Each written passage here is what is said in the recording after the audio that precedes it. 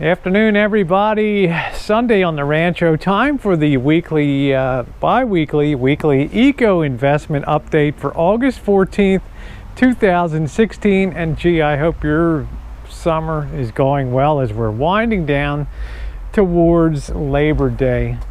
One of the big themes over the last 40 years or so has been energy costs, and it's been driven into our heads over the years by the cost of oil and the terrible embargoes and the gas lines and the rationing, and then the $140 a barrel plus oil and the thoughts of $9 or $10 a gallon gasoline. It's been so beaten into our heads that energy is something we have to be careful and use wisely, and then we have the overlay of climate issues on top of it. Is it any wonder that OPEC finds itself in such a tough spot? And that's really what I want to talk about today on the upload here, is how monopolies can never really exist in the world for a long period of time. When I was growing up in the 70s, I remembered the gas lines. I remember going to college and I became intensely interested in economics and why certain things happened and why the cost of energy would spike and why we had shortages of things. And then I was to learn over time that, well, we have something called OPEC, the Organization of Producing States for Oil, and they had what was called a cartel, a sort of de facto monopoly. Well, you know, I think when they had that monopoly, they had the idea that that might last forever, that that experience of having high oil prices and living the high life at the expense of everybody else. But as with any prices that are high, diamonds, I could say the same thing on this upload about De Beers and the way they controlled the diamond market for years. People will develop workarounds, and well, prices will be difficult, if not impossible, to maintain at high levels, precisely because people start to have alternatives. When oil hit $100, $120, $130, $140 a barrel, it was almost like the final big booster rocket push for things like solar energy. Alternative energy for fuel efficiency just went into hyperdrive, something people had been doing for years that started with the Carter administration. Turn down your thermostats and wear a sweater in the house and conserve energy. All of a sudden, you could feel everything just come up to one grand climax of conservation and panic at that time, as it seemed like the so-called dreaded end game of oil was at hand, that we were going to run out of oil.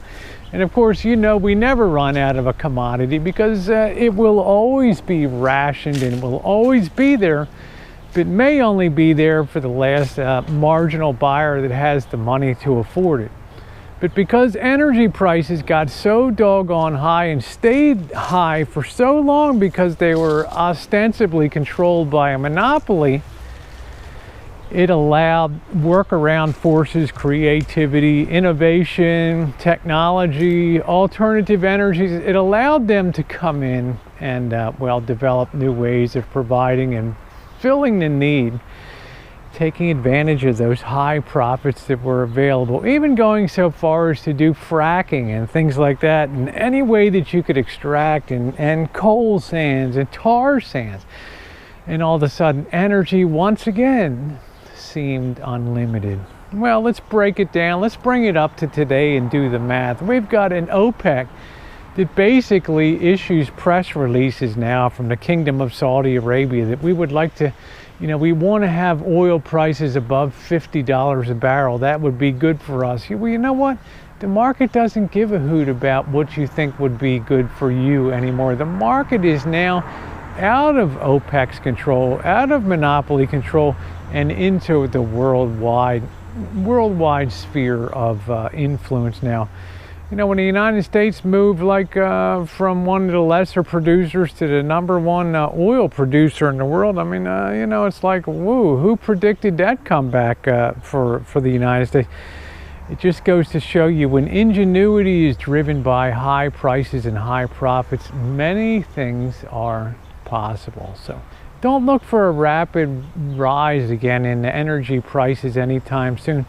People aren't going to rip out the insulation from their homes. They're not going to revise the fuel standards for cars and trucks so they get less miles per gallon.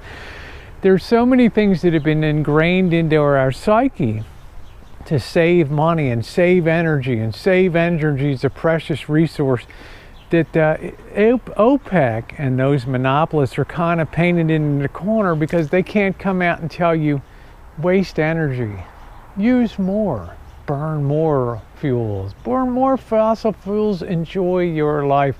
You can see what I'm driving at.